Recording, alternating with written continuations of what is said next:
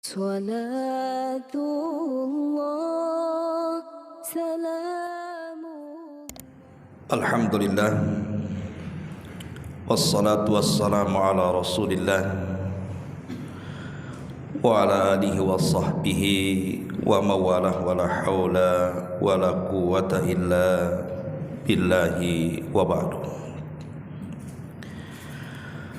Alhamdulillah, segala puja dan puji hanya milik Allah Jalla fi'ula. Salawat dan juga salam kita hadiahkan kepada Rasul kita Nabi besar Muhammad sallallahu alaihi wa ala alihi wasallam.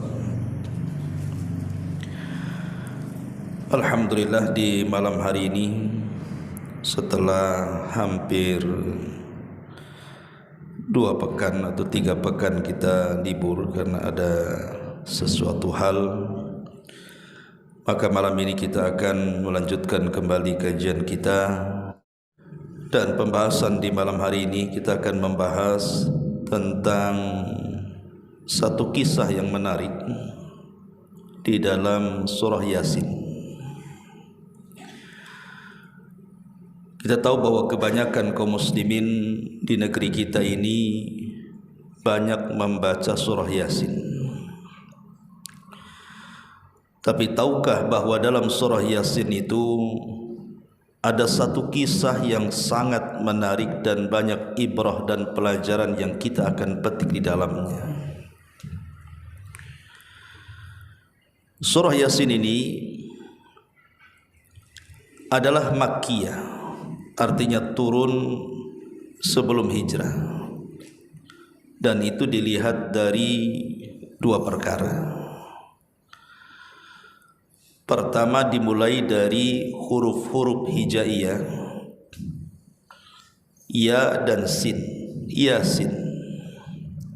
Setiap surat yang diawali dengan potongan-potongan huruf hijaiyah itu umumnya Makkiyah, kecuali surah Al-Baqarah dan Al-Imran.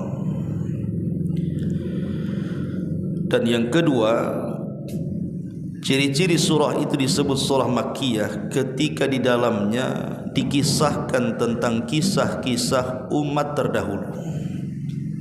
Jadi kalau ada surat bicara tentang kisah-kisah umat terdahulu, maka umumnya surah itu adalah Makkiyah, bukan Madaniyah.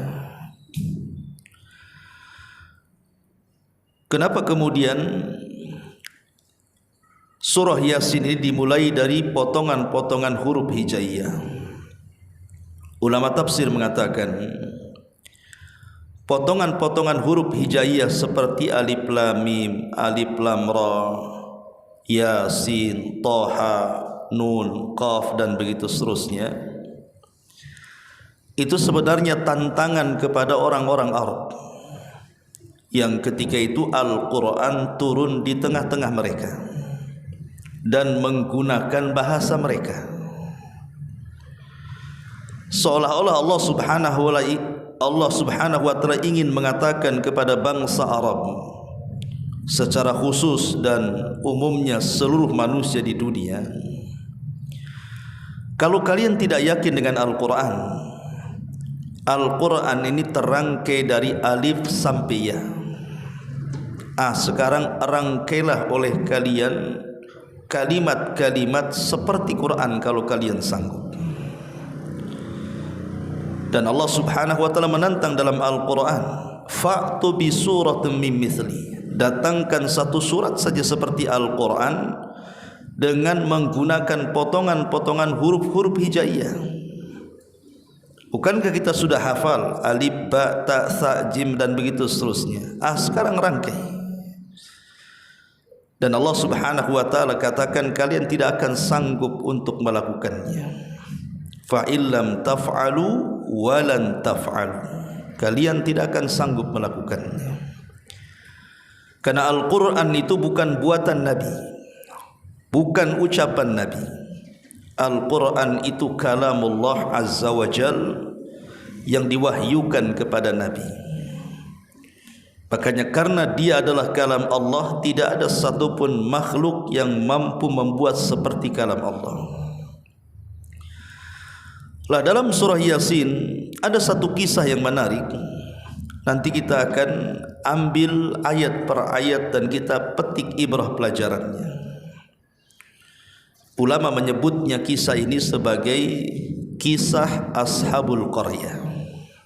Jadi kisahnya disebut Ashabul Qaryati, kisah penduduk satu negeri. Bagaimana kisahnya? Dan di mana kisah ini terjadi? Siapa tokoh-tokohnya? Lalu apa pelajaran yang kita akan petik dalam kisah ini?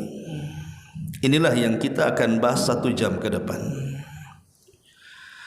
Ma'asyiral muslimin wal muslimat rahimani wa rahimakumullah. Allah Subhanahu wa taala berfirman dalam surah Yasin, "Wadrib lahum mathalan ashabal qaryati id ja'ahal mursalun." Allah Subhanahu wa taala mengatakan, dan buatlah oleh kalian satu perumpamaan bagi mereka, yaitu tentang penduduk satu negeri ketika utusan-utusan kami datang kepada mereka. Sebagian para ulama tafsir mengatakan, siapa utusan-utusan ini dan kapan terjadinya, lalu di mana letaknya?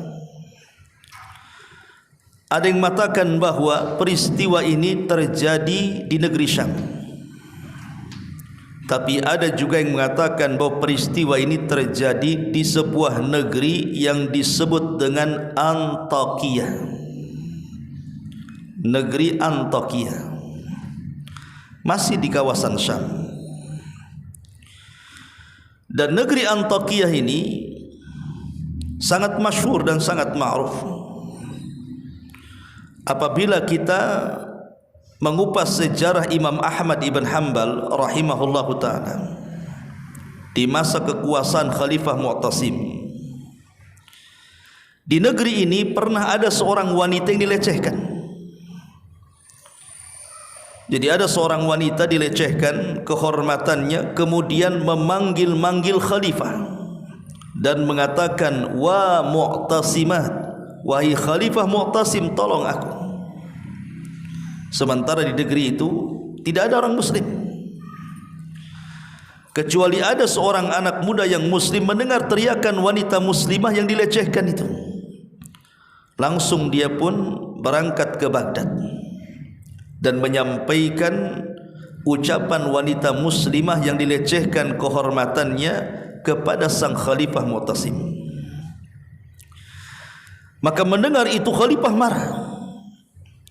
Makanya dia pun walaupun dia sangat kejam kepada ulama-ulama ahli sunnah, di antaranya Imam Ahmad dipenjarakan di zaman itu oleh Khalifah, tapi dia membebaskan Imam Ahmad karena ada urusan besar, ingin menyerbu Antakya. Maka disiapkan pasukan besar dari Baghdad, kemudian diserbu. Akhirnya negeri itu pun jatuh ke tangan kaum muslimin, di tangan Khalifah Mu'tasim. Lah negeri Antakya di zaman dulu sebelum diutusnya Nabi SAW, agama mereka adalah agama penyembah berhala. Jadi mereka menyembah berhala, menyembah patung. Dan penyembahan terhadap berhala ini sudah ada sejak zaman Nabi Nuh SAW diutus sebagai nabi dan rasul. Ketika kaumnya menyembah sebagian berhala yang mereka sebut dengan Suwa, Yaghus, Nasr dan begitu seterusnya, yang Allah katakan, la tadharunna waddan wala suwa'an wala yaghutha wa ya'uqa wa nasra. Jangan kalian tinggalkan sesembahan kepada Wad, kemudian kepada Yaghus, kepada Ya'uq, kepada Nasr. Itu kan nama-nama sesembahan di zaman Nabi ini, tapi kemudian berkembang sampai di zaman Nabi Ibrahim alaihi salatu wassalam. Manusia bukan hanya menyembah berhala, sampai matahari disembah, bintang disembah, bulan disembah, sampai kepada zaman Isa bin Maryam. Dan sampai hari ini masih ada agama yang menyembah berhala. Lah di negeri Antioquia ini masyarakatnya mereka menyembah berhala. Lah ketika itu Allah Subhanahu wa taala mengutus kepada negeri tersebut utusan-utusannya. Ada yang mengatakan bahwa utusan-utusan yang dimaksud dalam ayat ini ketika Allah mengatakan id ja'ahal mursalun, ketika datang kepada mereka utusan-utusan, maksudnya adalah para nabi. Jadi nabi-nabi yang Allah Subhanahu wa taala utus kepada mereka. Dan jumlah para nabi berdasarkan hadis Abi Dzar Al-Ghifari radhiyallahu an, bahwa jumlah para nabi itu banyak. Walaupun yang kita kenal hanya 25 nabi dan rasul sebagaimana tercantum dalam Al-Qur'an, di mana 18 namanya tercantum dalam surah Al-An'am dan lebihnya tercantum dalam surah-surah yang lainnya, sehingga genap menjadi 25 nabi dan rasul. Itu yang kita kenal dalam Quran. Tetapi nama-nama nabi itu bukan 25 nabi dan rasul, tetapi sangat banyak sekali.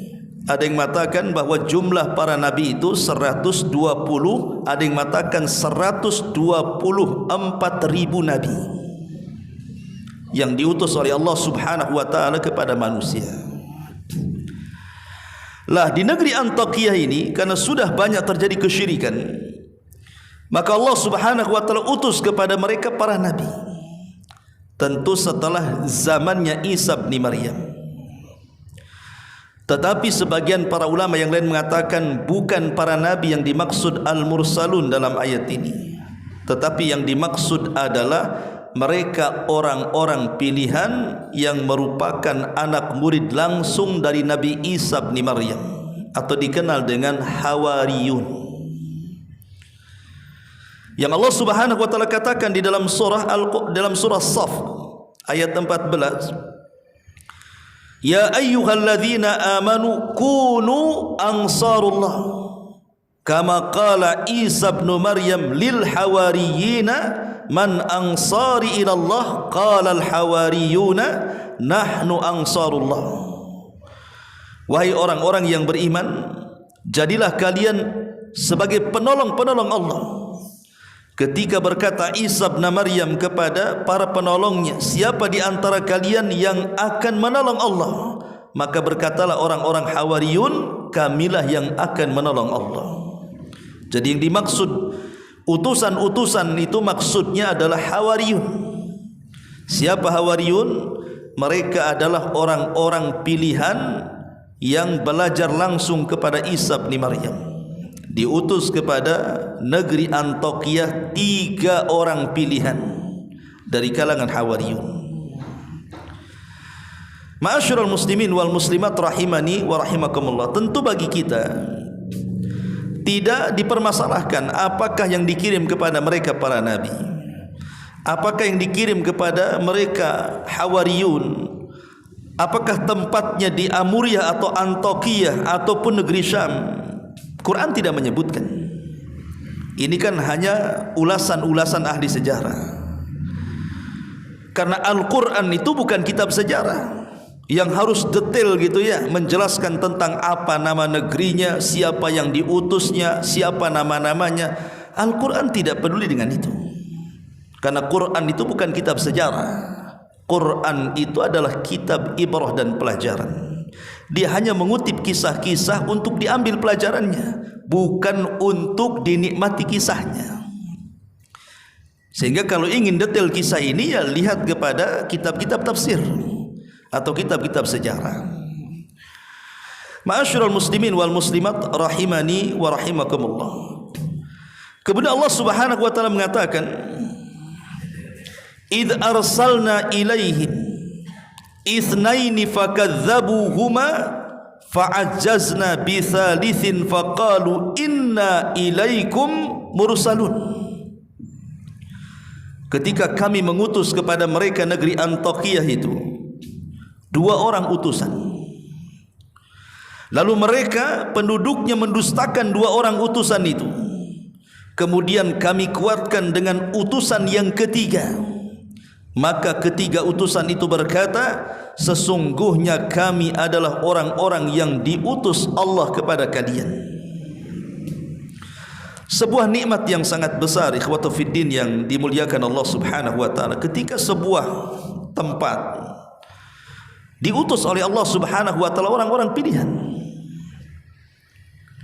Tentu nikmat mana lagi gitu kan, ketika di tengah-tengah kita ada orang saleh, ada orang yang baik yang bisa kemudian mendakwahkan dakwah Allah kepada kita. Tetapi rupanya orang-orang Antiokhia ini tidak bersyukur. Diutus kepada mereka utusan, justru mendustakan utusan itu. Awalnya Allah Subhanahu wa taala mengutus kepada mereka 2 utusan dulu. Tapi rupanya 2 utusan ini kewalahan, karena penduduk negeri Antiokhia ini tidak menerima. Akhirnya kemudian Allah Subhanahu wa taala kuatkan, Allah utus satu lagi, menjadi 3 utusan. Tetapi 3-tiganya juga didustakan oleh masyarakat Antiokhia ini. Mereka tidak bersyukur kepada Allah Subhanahu wa taala. Padahal Allah Subhanahu wa taala mengutus 3 orang, bukan 1 orang. Seandainya di Batam ini ada 1 ulama besar saja sudah beruntung kan gitu. Gimana kalau ada 2 ulama? Gimana kalau ada 3 ulama? Tentu makin banyak makin baik dakwah ini. Harusnya disyukuri. Makanya Nabi SAW apabila mengutus seseorang untuk berdakwah di sebuah negeri, Rasul tidak akan mengutus 1 orang. Pasti Rasul akan mengutus 2, 3 dan begitu seterusnya. Seperti yang dilakukan Rasul ketika mengutus Abu Musa al-Ash'ari untuk berdakwah di Yaman. Dia tidak sendirian, tetapi Nabi SAW mengutus 2 orang, Abu Musa al-Ash'ari dan Mu'adz ibnu Jabal radhiyallahu anhuma. Begitu juga Nabi Musa alaihi salatu wassalam.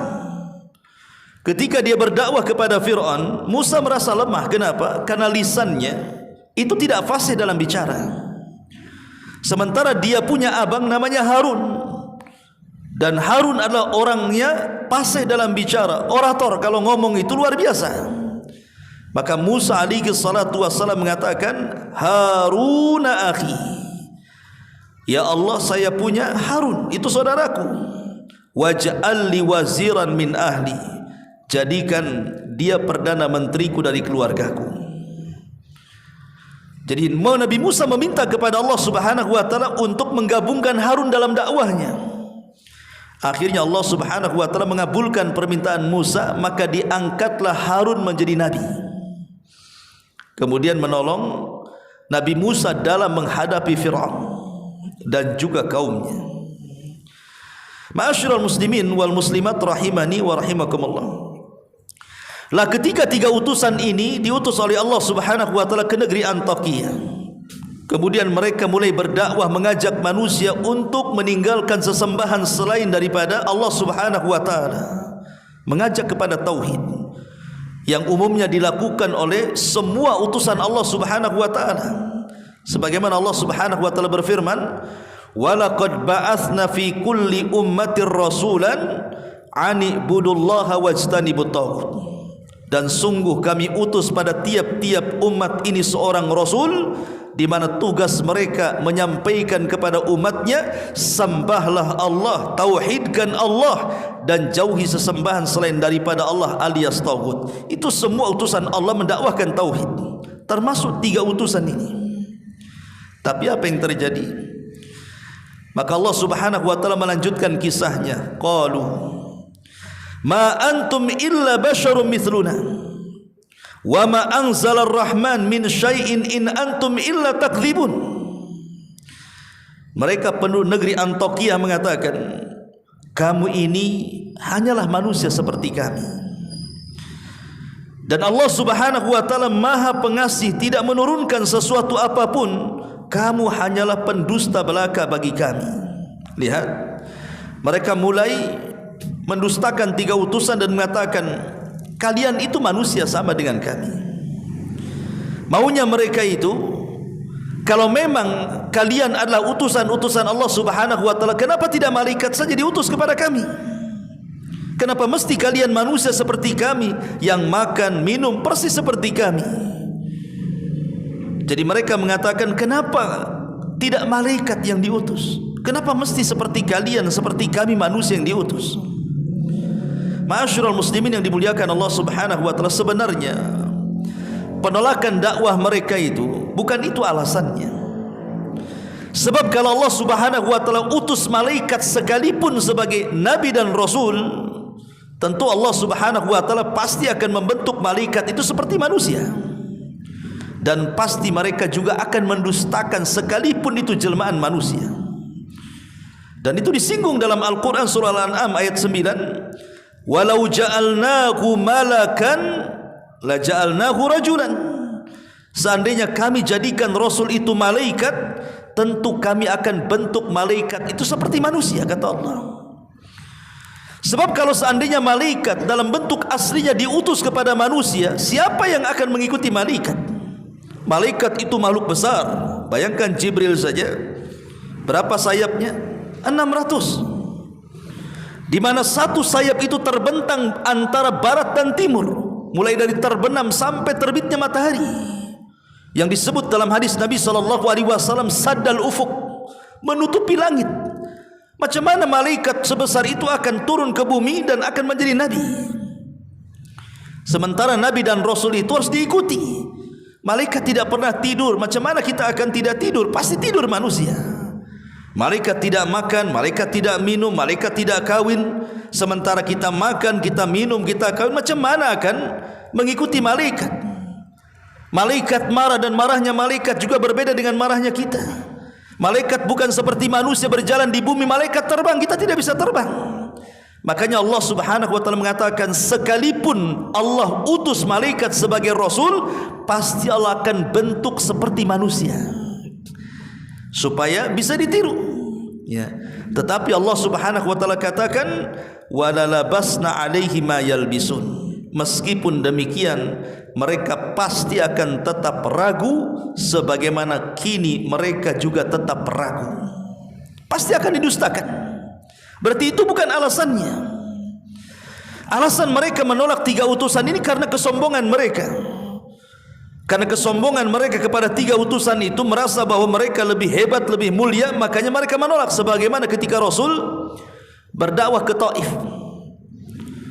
kemudian berjumpa dengan 3 pembesar Taif, putra daripada Amr ibn Umair, di antaranya Abdu Layalil ibn Amr, kemudian Mas'ud ibn Amr, kemudian Habib ibn Amr. Apa kata 3 orang pembesar Taif ini kepada Rasul? Coba, ketika Rasul mulai mendakwahkan dakwah tauhid kepada mereka, salah satu di antara mereka mengatakan, ya Muhammad, kalau memang engkau seorang nabi, maka tidak pantas aku bicara dengan kamu.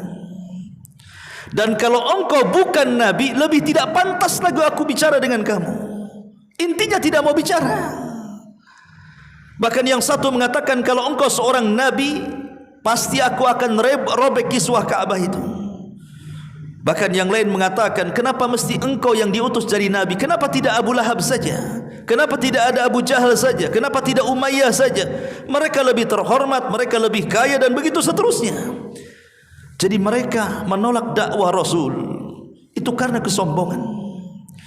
Jadi semua umat-umat dulu ketika diutus Rasul kepada mereka, kemudian mereka mendustakan, itu karena kesombongan mereka. Mereka sombong menolak kebenaran.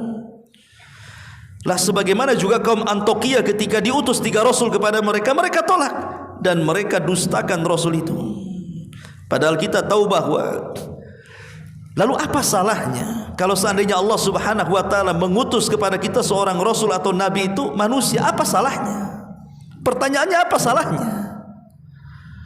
Dan ingat bahwa tidak ada satupun nabi, tidak ada satupun rasul yang diutus Allah Subhanahu wa taala kepada kita kecuali pasti Allah bekali dengan mukjizat.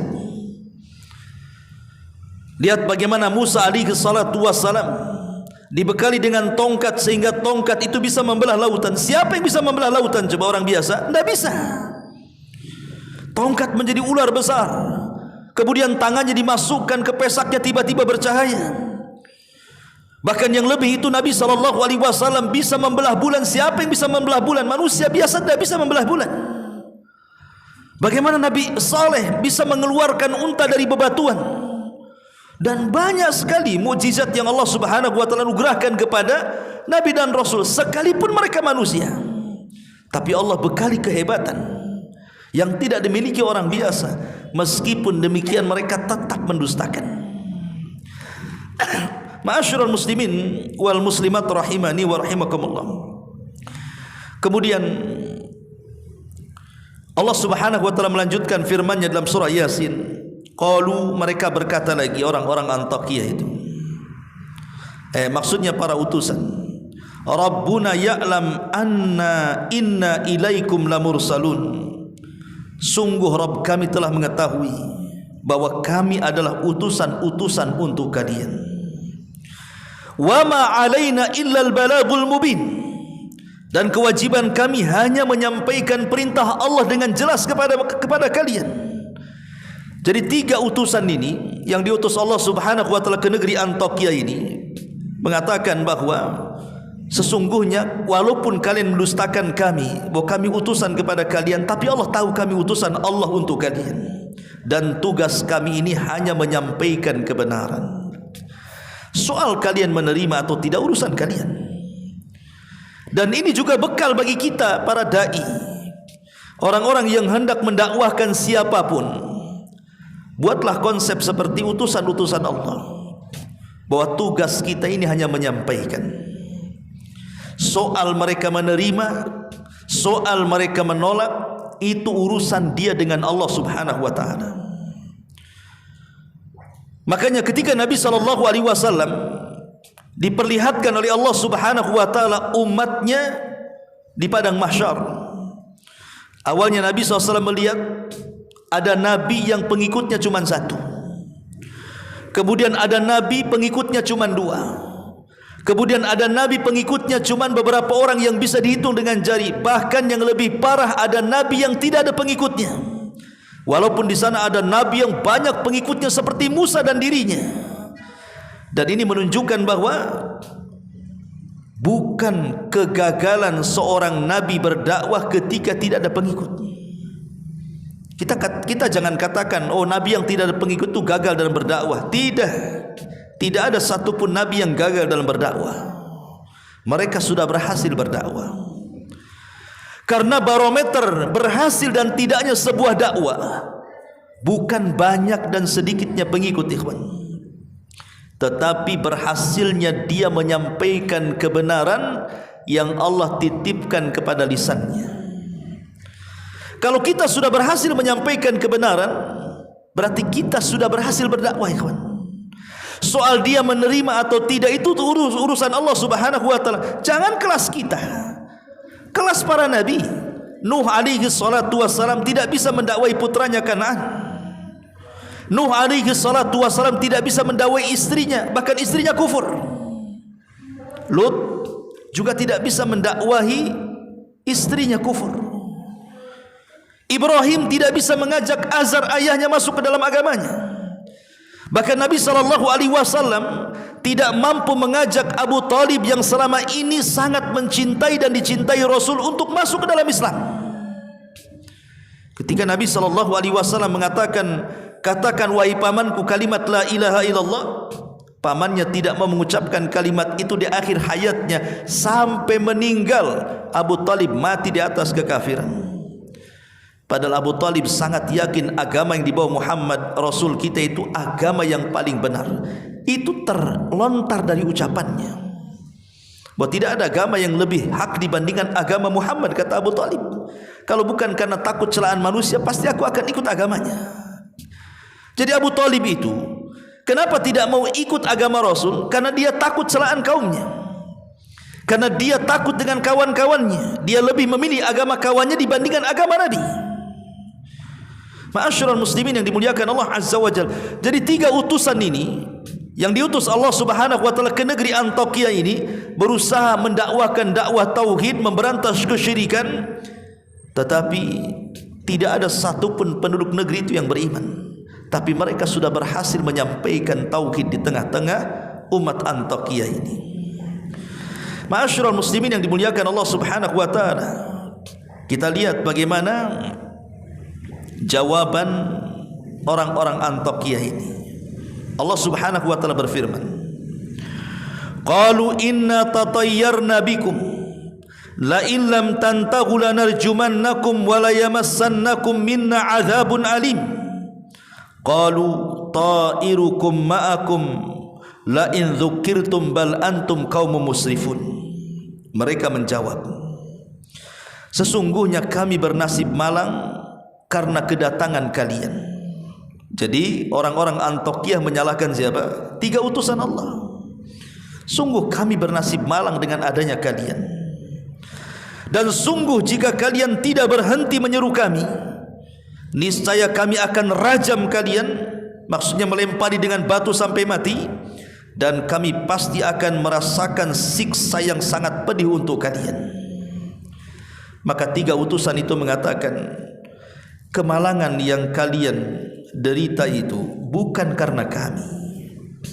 Jadi kemalangan kalian ini adalah karena kalian sendiri. Apakah karena kamu diberi peringatan? Sebenarnya kamu adalah kaum yang melampaui batas.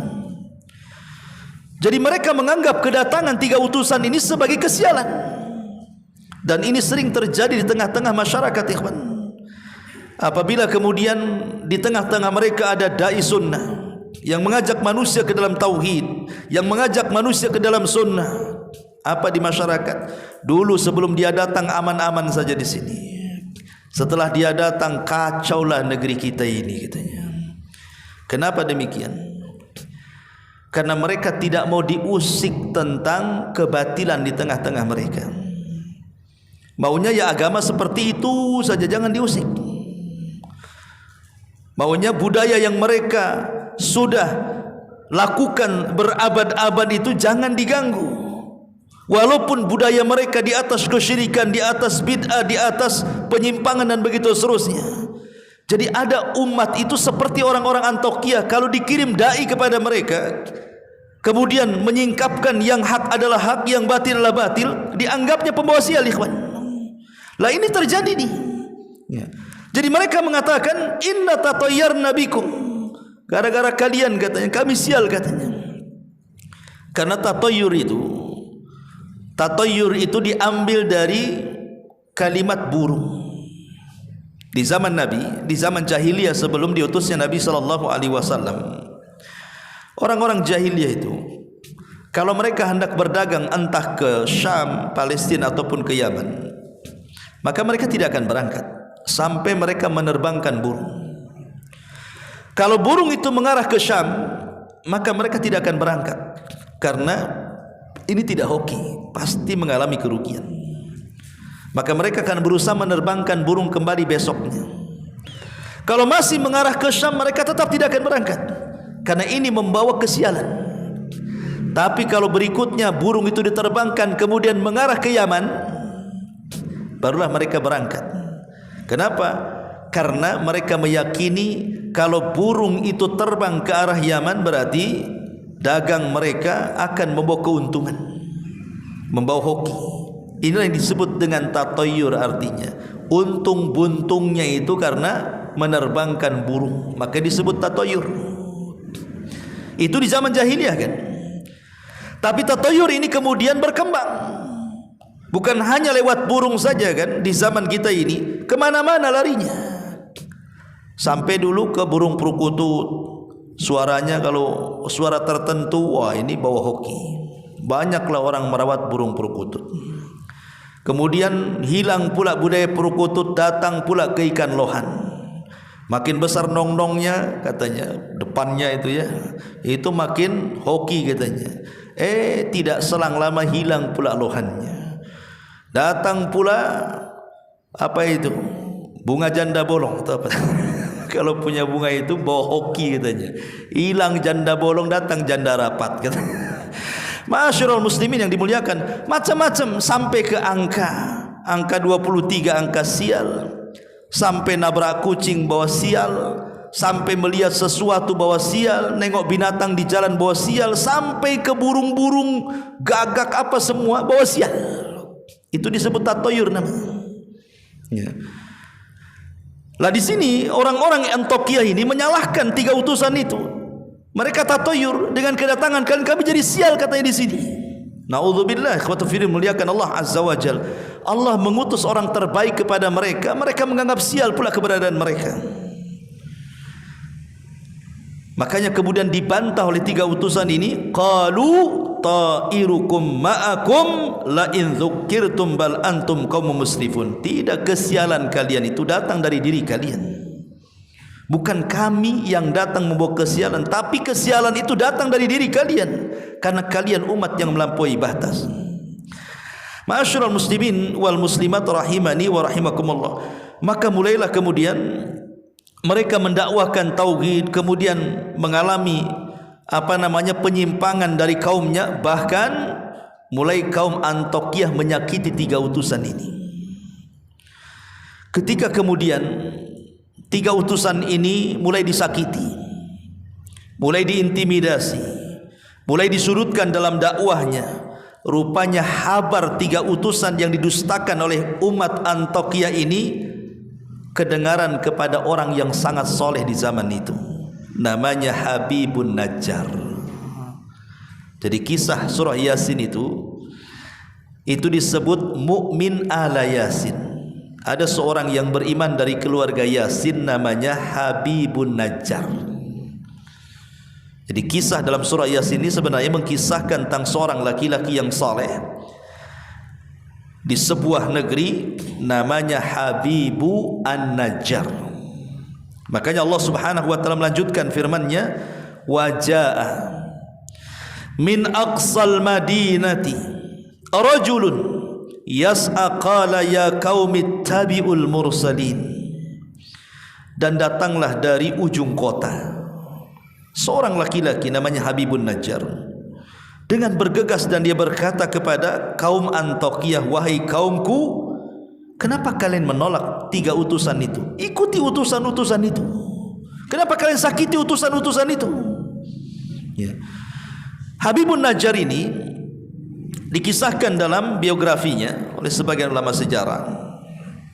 Dia ada yang mengatakan bahwa dia adalah namanya Habib ibn Israil. Tapi ada juga yang mengatakan Habibun Najjar al-Antaki, atau dikenal dengan Habibullah. Jadi Habibun Najjar ini dia orang miskin, bukan orang kaya raya, tidak. Ada yang mengatakan dulunya adalah pemahat patung, pemahat berhala. Kemudian dia taubat dan beragama dengan syariat Nabi Isa bin Maryam. Kemudian setelah Isa diangkat ke langit, maka dia pun bersembunyi dalam gua dan beribadah kepada Allah Subhanahu wa taala. Sampai ketika mendengar ada 3 utusan didustakan di Antiokhia, dia keluar dari gua, kemudian bergegas mendatangi negeri Antiokhia itu. Ma'asyiral muslimin yang dimuliakan Allah Subhanahu wa taala, bahkan Nabi SAW mengatakan, walaupun ada sebagian orang mengatakan hadisnya lemah, bahwa ada 3 manusia yang disebut dengan as-siddiqun, pencinta kebenaran. Pertama, seorang laki-laki yang beriman dari keluarga Ahlu Yasin, dialah Habibun Najjar yang terdapat dalam surah Yasin ini. Kemudian yang kedua, seorang yang beriman dari keluarga Fir'aun, namanya Hazkiah. Kemudian yang ketiga, Ali bin Abi Thalib radhiyallahu anhu. Itulah yang disebutkan 3 orang yang disebut as-siddiqun, para pencinta kebenaran, yang Allah Subhanahu wa taala katakan, ulaika ma'al ladina an'amallahu alaihim minan nabiyyin was-siddiqin wasyuhada'i was-salihin. Mereka orang-orang yang diberikan nikmat oleh Allah dari kalangan para nabi dan para siddiqin. Dan 3 orang yang paling siddiq adalah Habibun Najjar, kemudian Hazkial, dan Ali bin Abi Thalib radhiyallahu anhu. Sekali lagi, walaupun riwayatnya dilemahkan para ulama. Maka Habibun Najjar ini dengan kelemahannya, sendirian lagi, coba bayangkan, dia menghadapi satu kota dengan raja yang zalim, dengan masyarakat pendusta para nabi. Dari sini ada pelajaran besar ikhwatu fiddin, bahwa dakwah itu tidak mesti harus kaya. Berdakwah itu tidak mesti harus memiliki kekuatan. Tidak harus memiliki kekuasaan. Kita bisa berdakwah dengan lisan kan? Bukankah Nabi SAW mengatakan man ra'a minkum munkaran falyughayyir biyadi fa illam tastati fa bilisani fa illam tastati fa biqalbi wa dzalika adaful iman. Kalau kalian melihat kemungkaran di hadapan kalian, cegah dengan kekuatan kalian. Kalau tidak sanggup, cegah dengan lisan kalian. Kalau tidak sanggup, cegah dengan hati kalian, walaupun itu selemah-lemahnya iman. Habibun Najjar mengajarkan kepada kita dakwah dengan lisan. Dan Allah Subhanahu wa taala mengatakan waman ahsanu qaulan mimman da'a ilallah. Siapa lagi ucapan yang paling indah melebihi orang yang mengajak manusia ke jalan Allah Subhanahu wa taala, ikhwan. Jadi Allah mengatakan orang yang mengajak manusia ke jalan Allah adalah manusia yang paling indah ucapannya.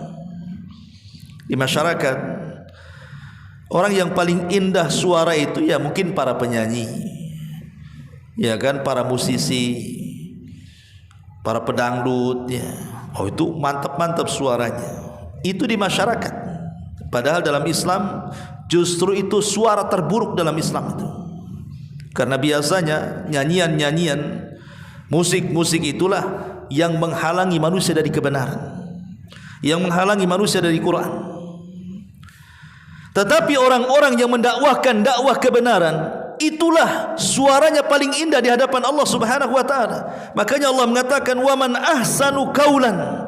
Tidak ada ucapan yang paling indah, suara yang paling indah mimman da'a ilallah, dibandingkan orang yang mengajak manusia ke jalan Allah. Tapi apa yang terjadi?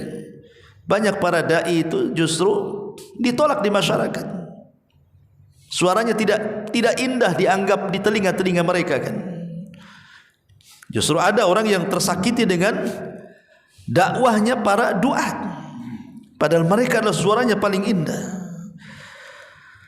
Apa yang dilakukan oleh Habibun Najjar ini ketika mendengar bahwa 3 utusan itu mulai disakiti, diintimidasi, bahkan ada ancaman pembunuhan, maka dia keluar menuju negeri tersebut, kemudian mengatakan ittabi'ul mursalun, ikutilah utusan-utusan itu.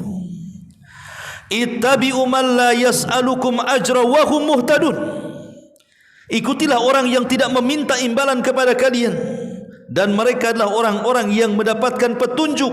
Wa ma liya la a'budul ladzi fatarani wa ilaihi turja'un, dan tidak ada alasan bagiku untuk tidak menyembah Allah yang telah menciptakan aku dan hanya kepadanya lah aku dikembalikan. Attakhid min dunihi alihatan iyuridnir rahman bidurrin la tughni anni syafa'atuhum syai'a wa la yunqidhun inni idzan la fi dhalalim mubin inni amantu bi rabbikum fasma'un.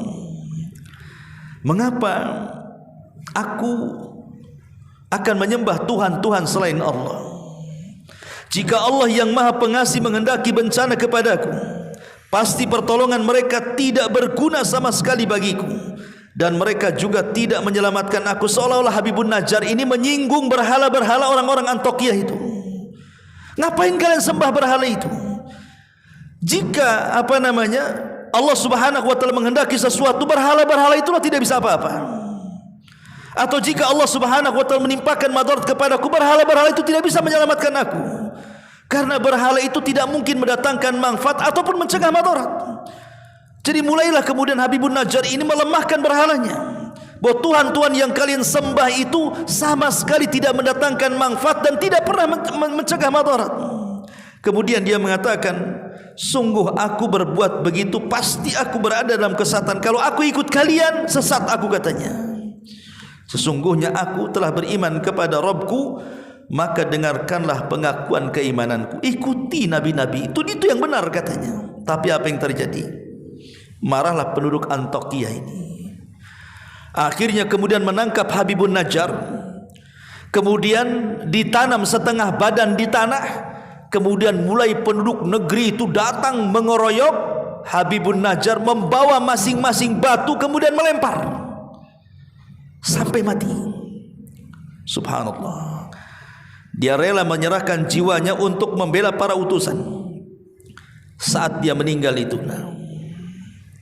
Allah Subhanahu wa taala memperlihatkan karamahnya bahwa Habibun Najjar seorang wali. Dia bukan seorang nabi, tapi dia seorang wali, rajulun salih, orang saleh. Dia rela menyerahkan jiwanya untuk dakwah ila Allah Subhanahu wa taala dan membela utusan-utusan Allah Subhanahu wa taala. Tiba-tiba saat ruhnya dicabut, Allah Subhanahu wa taala memperlihatkan kepada Habibun Najjar apa? Sorga yang sudah diperuntukkan untuknya. Jadi ketika dia meninggal diperlihatkan sorga, sehingga ketika itulah dia kemudian berangan-angan kalau seandainya kaumnya tahu bahwa setelah kematiannya dia mendapatkan sorga, dia sangat mengharap kaumnya beriman. Makanya Abdullah ibn Abbas radhiyallahu anhuma mengatakan, tidak ada satupun manusia di dunia sejak zaman Adam sampai yang terakhir mati, orang yang berdakwah sejak hidup sampai mati kecuali Habibun Najjar. Ketika hidup dia berdakwah, setelah kematian dia mengharap kaumnya masuk Islam juga. Makanya dia mengatakan tidak ada manusia dari zaman Adam sampai yang terakhir mati yang berdakwah sejak hidup sampai mati kecuali Habibun Najjar. Subhanallah. Sehingga dikatakan dalam ayat surah Yasin lanjutannya 26-nya sampai 27-nya, qila dkhulil jannah, masuklah wahai Habibun Najjar engkau ke dalam surga. Maka Habibun Najjar dalam kematiannya dia mengatakan, qala ya laita qaumi ya'malun bima ghafara li rabbi wa ja'alani minal mukramin. Maka dia mengatakan, alangkah baiknya kiranya kaumku mengetahui, katanya. Tapi sayang dia sudah meninggal. Dia berbicara di alam arwah. Kemudian dia mengatakan, apa yang menyebabkan Rabbku memberikan ampunan kepadaku dan menjadikan aku termasuk orang-orang yang dimuliakan di hadapan Allah Subhanahu wa taala. Ma'asyiral muslimin wal muslimat rahimani wa rahimakumullah. Ketika kemudian Habibun Najjar ini bunuh dengan cara sadis, dirajam sampai mati. Dan tidak ada yang mustahil orang-orang yang kemudian mereka menginginkan sesuatu untuk supaya orang-orang hidup itu tahu. Contoh umpamanya dalam perang Uhud ada seorang laki-laki namanya Abdullah Abdullah ibn Haram radhiyallahu an. Abdullah ibnu Haram radhiyallahu an. Abdullah ibn Haram ini saat dia mendaftar jihad usianya sudah tua dan tidak layak berjihad, dan dia punya uzur untuk tidak ikut jihad karena sudah tua renta, tidak sanggup mengangkat senjata. Tapi keinginan kuat jihadnya luar biasa. Walaupun sudah tua, sudah tidak punya tenaga, tidak layak untuk jihad, tetap dia mendaftarkan diri untuk berjihad. Ya, namanya jihad itu perlu kekuatan. Sementara dia lemah, maka dia pun menjadi orang yang pertama mati syahid dalam perang Uhud. Dan dia satu di antara 70 syuhada Uhud, Abdullah ibn Haram ini. Saat kematiannya, maka Allah Subhanahu wa taala berbicara dengan ruhnya dan mengatakan, ya Abdullah tamanna, wahai Abdullah, berangan-anganlah untukku. Kalau engkau meminta sesuatu, mintalah kepadaku. Maka Abdullah ibn Haram mengatakan, ya Rabb, aku hanya berangan-angan satu, kembalikan aku ke dunia supaya aku bisa berjihad kedua kalinya dan aku bisa mati syahid kedua kalinya untukmu ya Rabb. Jadi dia punya angan-angan ingin kembali ke dunia. Tapi Allah mengatakan, wahai Abdullah, tidak mungkin orang mati hidup lagi. Orang mati itu sudah urusannya sendiri-sendiri. Maka Abdullah ibn Haram mengatakan, ya Rabb, kalau begitu, kalau ini perkara mustahil, aku tidak bisa kembali ke dunia, sampaikan saja kepada anakku Jabir dan sampaikan kepada kaum muslimin posisiku di hadapanmu. Maka dari situlah Allah Subhanahu wa taala turunkan ayat kepada Nabi sallallahu alaihi wasallam tentang Abdullah ibn Haram, wala tahsabannalladzina qutilu fi sabilillahi amwatan bal ahya 'inda rabbihim yurzakun. Jangan kalian sangka orang-orang yang mati syahid itu mati. Tidak, mereka tetap hidup dan mereka tetap diberikan rezeki di hadapan Allah Subhanahu wa taala. Turun ayat ini bicara soal Abdullah ibn Haram. Ya. Lah di sini juga sama. Di mana Habibun Najjar saat kematiannya dia mengharap kepada Allah Subhanahu wa taala dan mengatakan, ya laita qaumi ya'lamun, duhai kiranya kaumku tahu bahwa aku sudah dihadiahi surga oleh Allah Subhanahu wa taala, diampuni dosa-dosaku. Coba kalau mereka mengetahuinya, tentu mereka tidak mungkin membunuhku, tidak mungkin mengingkari 3 utusan itu, pasti mereka akan beriman karena mereka di atas kebenaran.